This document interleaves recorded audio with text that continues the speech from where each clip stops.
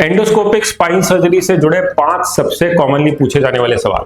तो पहला सवाल ये होता है कि मरीज पूछता है एंडोस्कोपिक स्पाइन सर्जरी में स्किन पे इंसिजन कितना बड़ा आएगा।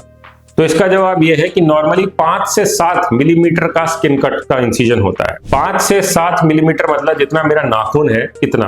तो इसी कट से पूरी की पूरी एंडोस्कोपिक स्पाइन सर्जरी हम कर लेते हैं। दूसरा सवाल होता है कि इसमें हड्डी कितनी कटेगी। तो इसका जवाब ये है कि इसमें हम हड्डी काटते ही नहीं है, ना के बराबर हड्डी काटने की जरूरत पड़ती है और बिना हड्डी काटे ही हम पूरी सर्जरी कर लेते हैं। तीसरा सवाल जो लोग पूछते हैं कि इसमें मसल्स कितनी कटेंगी, तो इसका जवाब ये है कि इसमें मसल कटती नहीं है, हम मसल को काटने ही नहीं देते।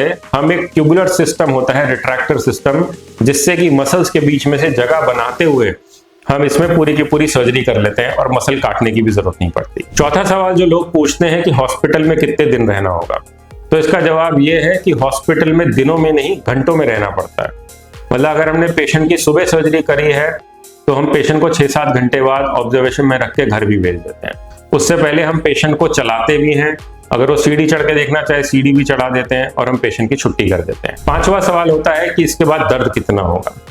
तो मैं आपको बताना चाहता हूं हमारे ज्यादातर पेशेंट्स को हम पेन किलर भी SOS तरीके से देते हैं। SOS मतलब दर्द लगे तो आप दवाई खाना, नहीं तो मत खाना। ज्यादा से ज्यादा किसी मरीज को दर्द की दवाई की अगर जरूरत भी पड़ी तो वो 2 दिन दर्द की दवाई खाता है, तीसरे दिन से तो खुद ही मना कर देता है कि हमको खाने की भी जरूरत नहीं। तो अगर आप एंडोस्कोपिक स्पाइन सर्जरी के बारे में सोच रहे हैं तो ये वो टेक्निक है स्पाइन सर्जरी की जिसके अभी तक के बेस्ट रिजल्ट हैं। तो अगर आपको स्पाइन सर्जरी से रिलेटेड या एंडोस्कोपिक सर्जरी से रिलेटेड कोई और सवाल हो तो आप हमको हमारे दिखाए हुए नंबर पे कांटेक्ट कर सकते हैं and we'll be happy to help you out. Thank you.